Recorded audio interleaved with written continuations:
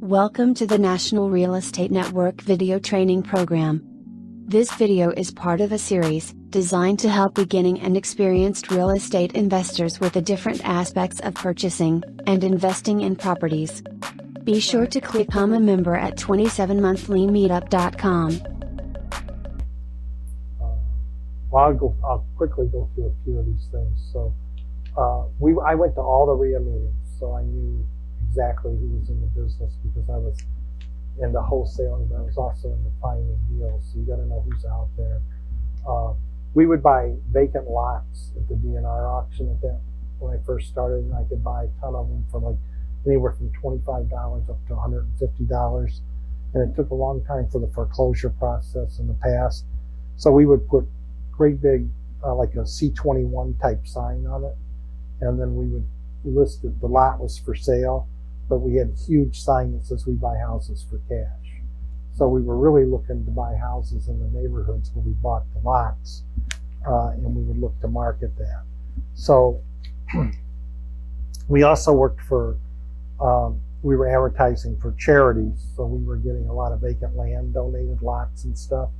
But the lots were really an opportunity to get more signs up for buying property. So we bought lots of vacant lots.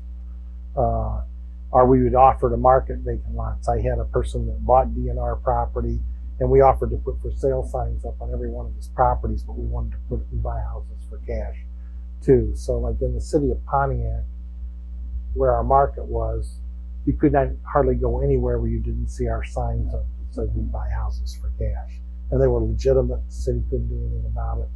And it was a really good marketing for us. We did like Freedom of Information Act on the city of Pontiac for getting a list of landlords. So we're looking for worn out landlords. I knew the bailiffs in the courts. So when the property was being forfeited on, or property was being, where there was an eviction process, the bailiffs were giving me who the landlords were so I could hit them with postcards because they were in a distressed situation. Don't want her. We rode the area when we saw properties that were abandoned or grass growing. We were tracking down who the homeowners were. We were doing business cards everywhere. Like if I went into stores, I would leave my cards that I buy houses for cash. I've done radio advertisements. Okay. We were doing representing charities. We were actually doing billboards for donating your property.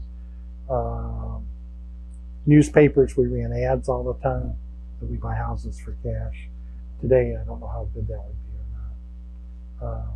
But that was basically this is the kind of stuff we did. So it was just a numbers game on getting yourself out there. I found the guy that had a route with party stores that delivered the papers for the Oakland Press, and struck a deal with him with his own phone number. So he knew all the owners of the party stores, so we had our own brochures in there that we buy houses for cash. But with his phone number, that would pay him a bird dog fee when he brought stuff to us. So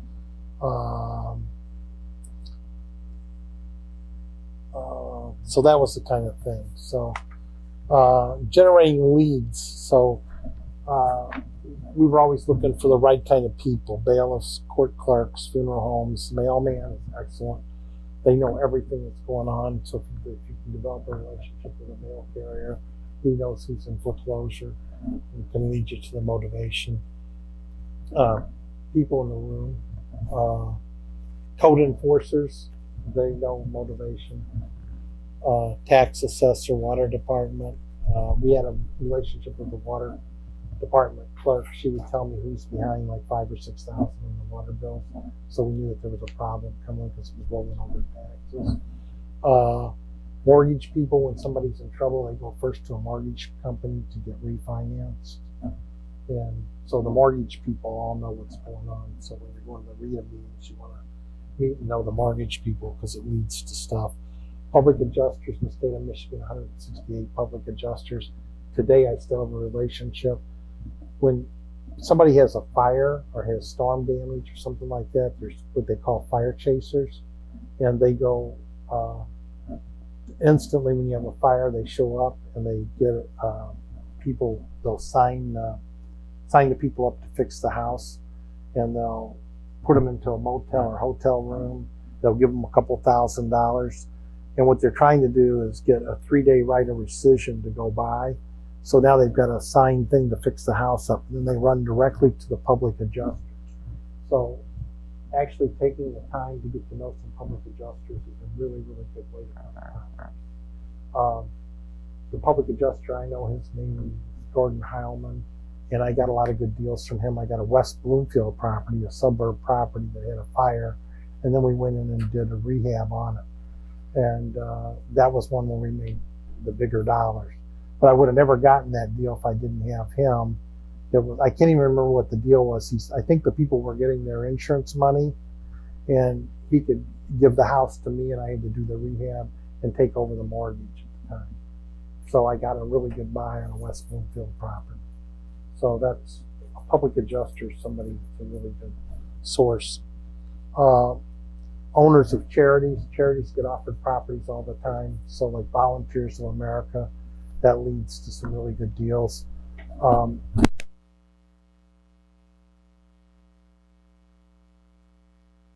It's right in the past 2 months. It's on the east side of Detroit, and it is a brick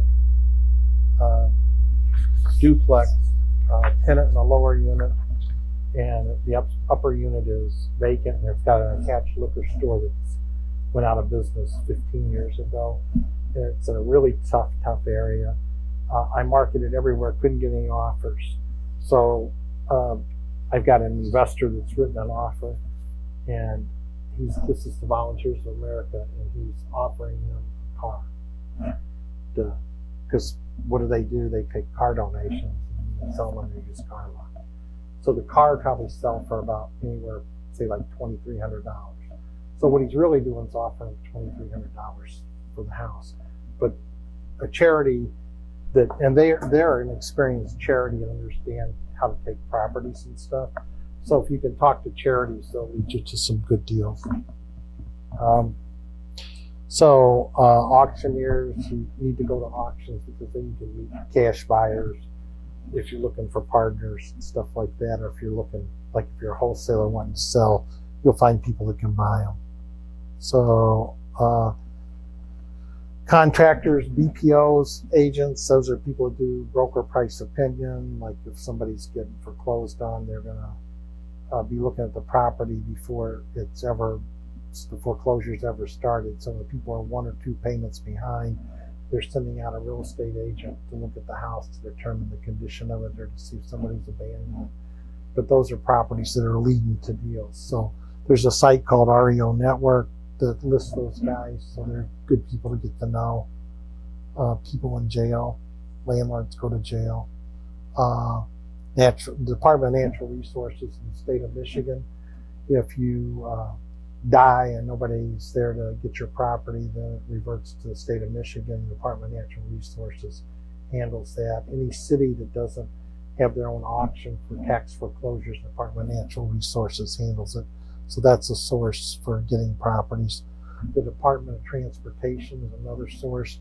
When they're doing a road widening, they buy all the surplus property, and then 2 or 3 years later, the properties that they didn't use, they sell them on land contracts at an auction. So that's a good place to do it. IRS, and I never did much with that. Forfeitures if you sell a house on a land contract and you're going to go to foreclose on that house, you have to do a judicial foreclosure, which is very costly. So people that sell on land contracts always end up doing what's called a land contract forfeiture.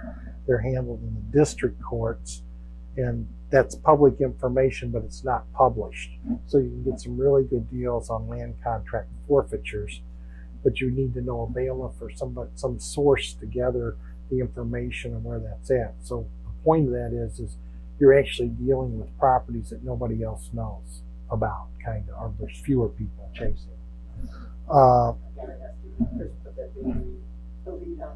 No, I actually had at one point yeah, it would make sense.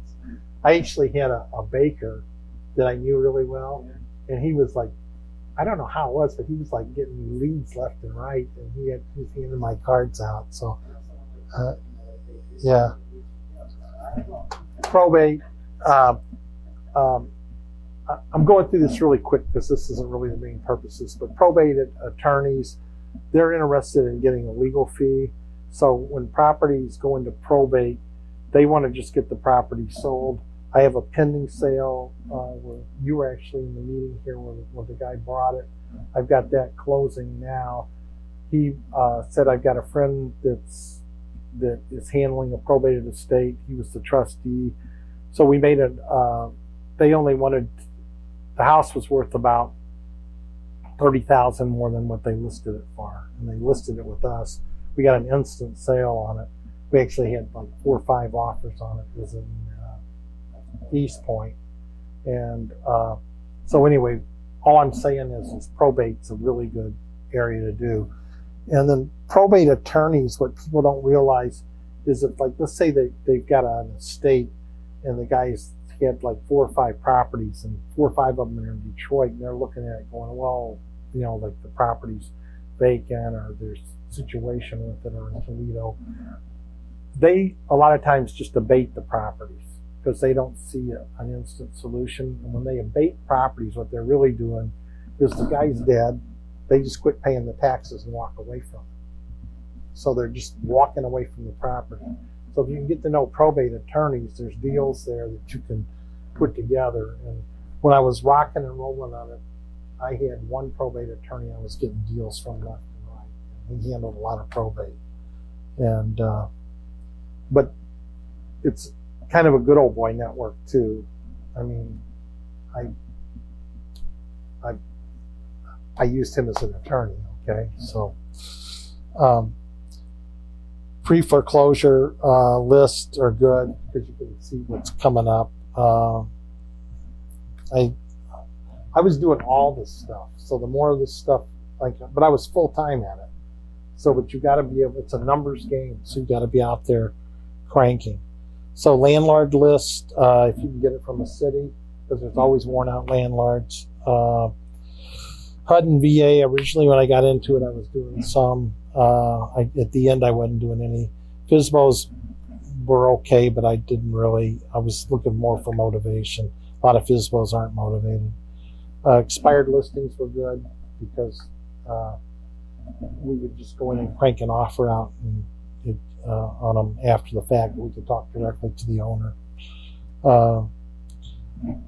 As I'm a licensed real estate agent, so if I would get a lead that came into me that was a motivated seller and it was listed with a realtor, then I would hand it off to somebody, because what you've got is you've got a realtor representing them that's doing thinking for them, but that's not really where they are. They just want out, but the realtor's trying to generate a commission or doing whatever they're doing. So I had no interest in a lot of that stuff. So I just let somebody who wasn't a realtor go talk to them and handle it. I just walked away from it. But I might be a partner with the person who's doing the talking. Unemployment office, we had figured out how to put signs in front of the unemployment office, and we buy houses for cash. So REO networks where the agents are. So what the number one source for leads for me is when I'm working in a market, which was like Pontiac and with Detroit, were bandit signs. So we're back doing that now. Did you guys order signs? Okay, so we've got like a bunch of people that we're pooling our resources, and we're all ordering bandit signs, and then we're putting them on telephone poles. And you have to be extremely cautious on how you do that and where you put them up, because it's against the law. And you need to put them somewhere where it's not going to cause a problem. So we structure that. We put the bandit signs up. I'm not going to say if I put them on telephone poles or not, but I put them up where I know that I'm not going to have a problem, because I put them in an area where I don't have people with all fixed up nice homes. I've got it in a more commercial area towards, or maybe a property that's boarded, that's in a street in an area I want to buy. So I'm very cautious on how I put the signs up. Or I'll go in and I'm going to be doing a whole bunch of signs also. They're just paper signs.